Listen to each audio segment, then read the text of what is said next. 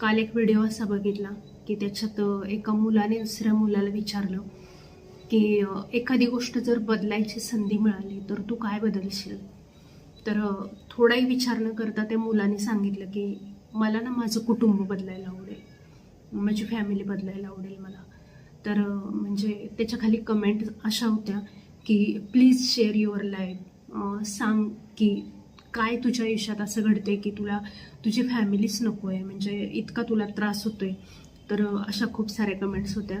तर खरं आहे की अशी खूप सारी मुलं मुली आहेत किंवा असे खूप सारे लोक आहेत की त्यांना चक्क आपली फॅमिलीच म्हणजे नको आहे, इतके ते टॉक्सिक ठरत आहेत त्या लोकांसाठी.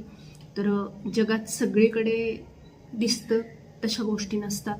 प्रत्येकजण आपलं लाईफ सगळ्याच पद्धतीने सगळ्यांसमोर उघड करेल असंही नसतं.